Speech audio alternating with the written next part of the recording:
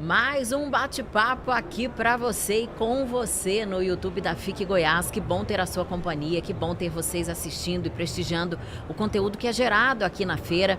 Essa feira movimentadíssima que ocorre aqui no Centro de Convenções até sábado, 1º de novembro de 2025. Evento histórico, hein, Márcio?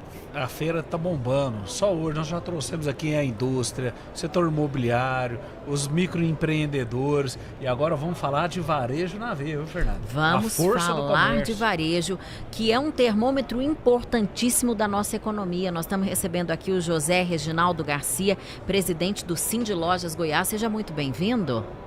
Muito obrigado, é um prazer estar aqui com vocês, né? Estar junto, cooperando e fazendo que o comércio cresça cada dia mais. A nossa representatividade está aí há 80 anos, agora no próximo dia 17/11 o Cindy Lojas completa esses 80 anos e estar na FIC, fazer parte desse sucesso, né, faz parte das comemorações dos 80 anos do Cindy Lojas.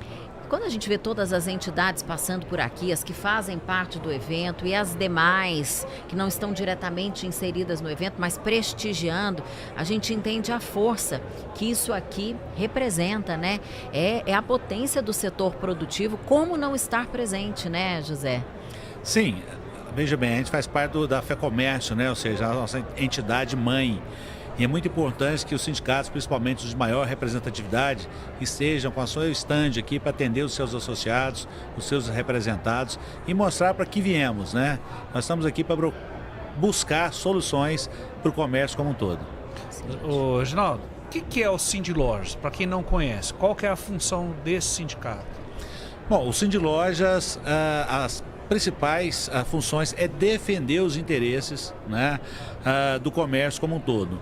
Então nós temos uma assessoria legislativa que fica tanto na Câmara Municipal, na Lego, na Câmara Federal, vendo os projetos que são apresentados, os que de certa forma atrapalham o setor produtivo, de certa forma atrapalha o comércio, e a gente tenta se adequar, às vezes segurar esse projeto, fazer alguma coisa.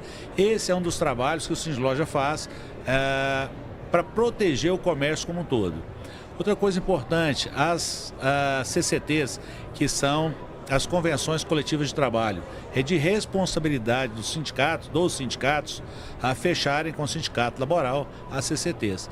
Então a gente tem um trabalho muito forte, não prejudicando o empregado, é claro, que o empregado é o nosso parceiro, é quem faz o mercado ser pujante, o varejo acontecer. Então essa negociação é feita com o sindicato laboral e é a principal obrigação dos sindicatos. Bacana. E nesses 80 anos, o que você atribui assim como as grandes conquistas do Cindy Lojas ao longo da história? Bom, o Yuri, inclusive, fez uma reportagem essa semana, o Yuri Godinho, né, falando do Cindy Lojas. Extremamente competente, diga-se por sinal. Fantástico. O Yuri é uma pessoa, né, incrível. Fora da curva. Ele puxou a história do Cindy Lojas desde lá de 1945, as pessoas que criaram o Cindy Loja, por que criaram, né, ou seja, sempre buscando o desenvolvimento do comércio. Então nós temos aí grandes baluartes que passaram, né, pela diretoria do Cindy Lojas, grandes ex-presidentes. Ontem eu estive mesmo com o doutor Evaristo, né, que foi presidente da FEComércio, foi presidente do Cindy Lojas por 4 mandatos. Então, assim, o Cindy Lojas tem muita história que se a gente fosse contar aqui, a gente ia ficar uma tarde toda. Isso aí. E quando a gente fala, desculpa, Márcio, quando a gente fala que o comércio traz muito desse termômetro da economia, tem se sentado aqui diante de nós pessoas otimistas para o fim do ano, otimistas em relação às vendas. Você tem sentido isso também diretamente com os lojistas, com os empresários do comércio? Sim, o varejo ele passa por grandes transformações e essas transformações elas não diminuem o varejo, pelo contrário, né? Elas fazem o varejo crescer a cada dia mais. Então, quando a gente fala de varejo, a gente fala do varejo físico, de shopping center, loja de rua, a gente fala do varejo eletrônico, né? Ou seja, os marketplaces aí estão vendendo muito, estão trabalhando bastante, mas por incrível que pareça, a cada dia que passa, o mercado físico ele está mais pujante, ele está mais forte. A experiência de conversar com um ser humano ali, com o vendedor, de negociar, é muito gratificante, é muito prazeroso, né? E o goiano, principalmente, ele gosta de ir no shopping, comprar uma televisão de 50 polegadas e sair com ela no corredor carregando, dá aquele trabalho de colocar ali no porta-mala do carro. Então isso faz com que o comércio ele seja uma coisa gostosa de se viver. E o goiano tem muito disso. E sim, né, nós estamos com crescimento, né, no comércio aí, muito acima dos outros estados do Brasil. Temos uma dificuldade muito grande com a mão de obra, isso é natural, né? As pessoas que têm 60 anos, que nasceram em 65, por exemplo, eram 6 filhos por mulher. Então tem 6 pessoas com 60 anos para 3 pessoas com 25 anos. Quem nasceu ali no ano de 2000, a natalidade era 3 filhos por mulher. E é preocupante daqui a mais 25 anos, porque hoje é 1,5 filho por mulher. Então, assim, o comércio tem essas transformações, mas que é uma arte milenar, né? Se fazia comércio no lombo do burro no início do século. E hoje, no lombo do burro. E hoje é aqui com o celular, né? Com a coisa mais próxima. Olha o quanto evoluímos. Sim, então é isso. O comércio ele é pujante e a cada dia ele nos surpreende. A gente evoluiu, eu estou aqui viajando, né? A gente evoluiu quando a gente pensa que era no lombo do burro e que hoje é online, mas sempre esse escambo, essa troca, essa comercialização faz parte da natureza humana, né? A gente parece que tem essa necessidade de comprar mesmo, né? E de consumir. A facilidade, né? Traz assim, entusiasma o consumidor, faz com que ele compre mais. Mas é aquilo, você compra na internet uma vez, 2, 3, aí você tem aquela saudade de voltar para o mercado físico. E quando você tem uma decepção, então? Quando você cai num golpe, você nunca mais quer saber? Não, assim, é caro vender pela internet. As pessoas acham que é barato. E isso não é verdade. Hoje, se você compra uma alimentação, por exemplo, você compra um prato X no balcão, custa R$50. Se você pedir no iFood, por exemplo, ele vai custar 80. Aí você está em casa, de pijama, tranquilo, você não vai sair de casa para ir buscar, para fazer, então você não percebe que você está pagando mais caro. Tem um preço, né? Você não percebe que está pagando mais caro. Mas quando é um bem de consumo, né, um bem durável, é diferente. Você vai comprar um celular, você vê quanto custa na loja, aí você pesquisa na internet quanto que ele vai custar. Se não for mais barato, você não compra. Por quê? Você pode deixar para o dia seguinte, para a semana seguinte, para o mês seguinte, né? E é diferente da alimentação, porque a fome é hoje, você consome hoje. Então, o varejo tem que dar essa equilibrada, principalmente nesse custo de se vender por marketplace. É totalmente diferente de quando você se vende pelo Instagram, pelo WhatsApp, porque aí é uma conversa entre o consumidor, né, e o comerciante que está vendendo.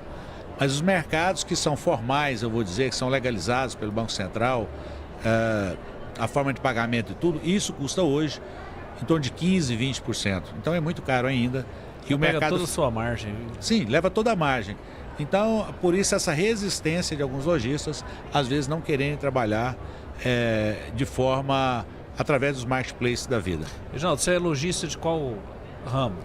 Eu sou franqueado das lojas Havaianas aqui em Goiânia. Então, as lojas Havaianas que tem no shopping centers são da minha família. Então nós temos aí 10 operações.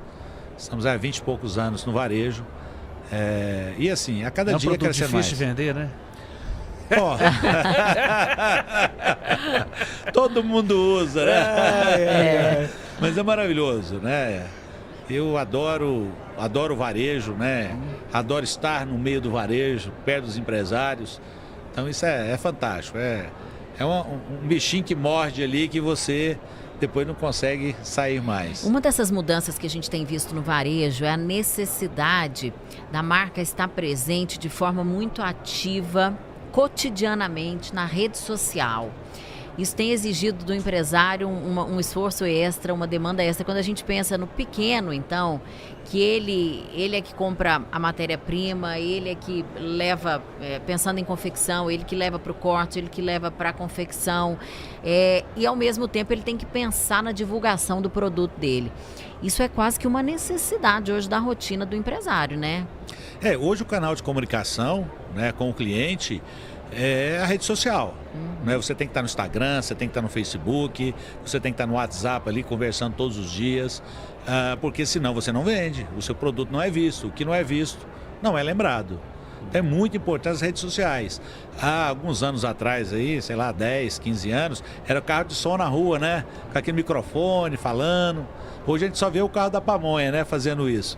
Mas só o carro da pamonha. Só ele resistiu. Porque o varejo como um todo, se você não tiver essa publicidade, e assim, a gente tem que ver que é uma publicidade gratuita.